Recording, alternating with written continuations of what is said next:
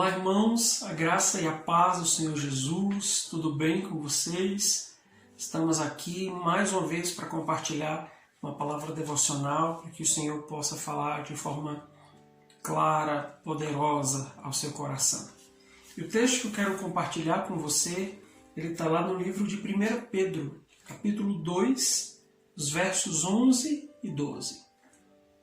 O texto diz assim: Amados, exorto-vos, como peregrinos e forasteiros que sois, a vos absterdes das paixões carnais que fazem guerra contra a alma, mantendo exemplar o vosso procedimento no meio dos gentios, para que naquilo que falam contra vós outros como de malfeitores, observando-vos em vossas boas obras, glorifiquem a Deus no dia da visitação. Amém? Meus amados, o apóstolo Pedro, nesse versículo 11 de maneira específica, ele traz para nós duas metáforas que na realidade acabam sendo uma só, que eu gostaria de meditar um pouco com você a respeito do que ele está falando. É sobre os peregrinos e forasteiros. Pedro está dizendo: Amados irmãos, eu vos exorto como peregrinos e forasteiros que sois. Em outras palavras, ele começa o texto nos convocando ou nos fazendo lembrar de uma identidade que nós não podemos perder de vista. Nós somos peregrinos e forasteiros nesse mundo. Quando nós falamos sobre o peregrino e sobre o forasteiro, essas são duas figuras que nos fazem pensar sobre lugar, sobre território, sobre nacionalidade. O peregrino e o forasteiro é aquele que não faz parte de determinado lugar. É aquele que não nasceu ali, é aquele que veio de fora. Forasteiro é aquele que veio de fora. E quando nós pensamos de maneira mais profunda sobre essas duas figuras, nós podemos entender algumas verdades que ficaram subentendidas no discurso de Pedro. A primeira delas é que o peregrino é aquele que está em uma jornada. Ou seja, todos nós cristãos que conhecemos a Cristo, que amamos a Jesus, nós estamos em uma jornada. E essa é a jornada cristã. A jornada de busca a Deus. A jornada que estamos trilhando na direção do céu. Amém? Então, se você um dia conheceu a Cristo, se você um dia aceitou Jesus como seu Senhor e Salvador, você foi inserido nessa jornada que é a jornada cristã, na qual nós somos peregrinos nessa terra. E ser peregrino significa também ser aquele que está indo em uma direção, na direção de um lugar, na direção de um lar. E isso é interessante porque Jesus, está em João capítulo 14, ele disse que iria nos preparar um lugar. Ele iria nos preparar uma morada. O que significa dizer que nós, quando estamos na jornada da vida cristã, nós estamos indo na direção do nosso lar. Nós estamos peregrinando nessa terra. Somos forasteiros porque o nosso coração, ele não está aqui. Ele está nos céus. É isso que nós ouvimos da palavra de Deus. Colocai a vossa mente, que o vosso pensamento seja ocupado por tudo aquilo que é do alto, que é do céu. O próprio Jesus disse que o nosso coração ele não deveria estar nas riquezas, nas coisas deste mundo. Porque onde está o nosso coração, ali está o nosso tesouro. Ou seja, se somos peregrinos, todas as vezes que lembrarmos dessa verdade, nós nos recordaremos que nós estamos caminhando na direção do lugar onde iremos morar. A terceira coisa interessante é que o peregrino tem o seu coração não facilmente seduzido pelas coisas daquele lugar. Ou seja, ele não fixa residência com muita facilidade. E esse é talvez um dos grandes desafios da nossa vida cristã. É não esquecermos de que nós não podemos fixar residência aqui. O que você está querendo dizer, pastor? Fixar residência, em primeiro lugar, é falar a mesma linguagem. O forasteiro, ele vem de fora, ele não fala a mesma linguagem das pessoas dali. E a nossa linguagem para com os descrentes, a nossa linguagem, ela precisa ser uma linguagem diferenciada. E eu não estou falando de vocabulário, do vocabulário crentez, aleluia, glória a Deus, mistério. Não. Eu estou falando da linguagem cotidiana, da linguagem do amor, do nosso posicionamento, daquilo que sai dos nossos lábios, que a palavra de Deus diz que é aquilo que ocupa o nosso coração.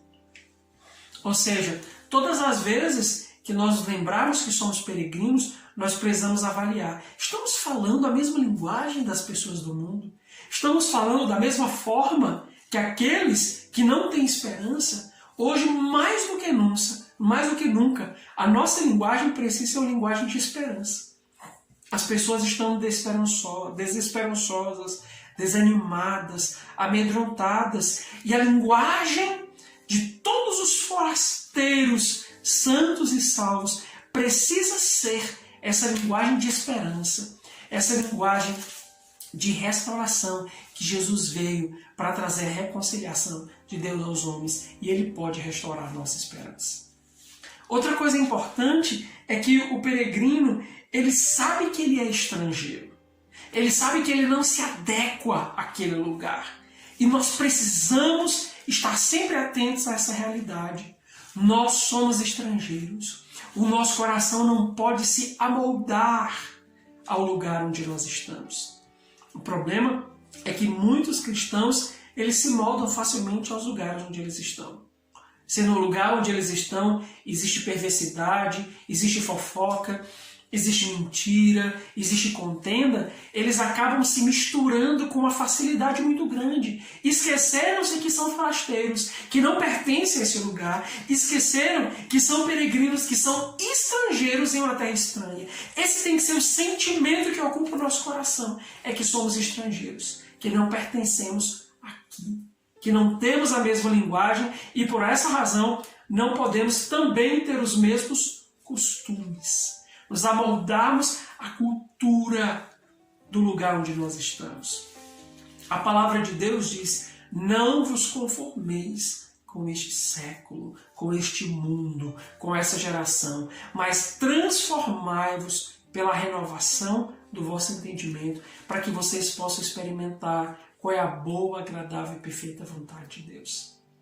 Ou seja, Paulo, lá em Romanos, que é esse texto, Romanos capítulo 12, ele está nos lembrando, assim como Pedro, no texto que nós lemos aqui, de que nós somos peregrinos. E por termos a consciência de sermos estrangeiros, o nosso coração, ele não se permite amoldar. Ele não se permite acoplar ao seu estilo de vida os costumes dessa terra. Quantos costumes, quanta linguagem mundana nós temos visto no nosso coração e na nossa mente? Quantos pensamentos terrenos estão ocupando a nossa mente, quando na realidade deveríamos estar lembrando de que aqui não é o nosso lugar. Nós somos peregrinos, estamos indo na direção do céu e Jesus está vindo nos buscar. Essa é a certeza que o peregrino ele carrega no seu dia a dia. É que ele está numa jornada e que essa jornada vai ter um fim. Ela tem um propósito e ele vai atingir o seu objetivo, que é chegar ao céu. Que é chegar ao céu fazendo aquilo que Deus o convocou para que ele fizesse. Você entende isso, meu amado?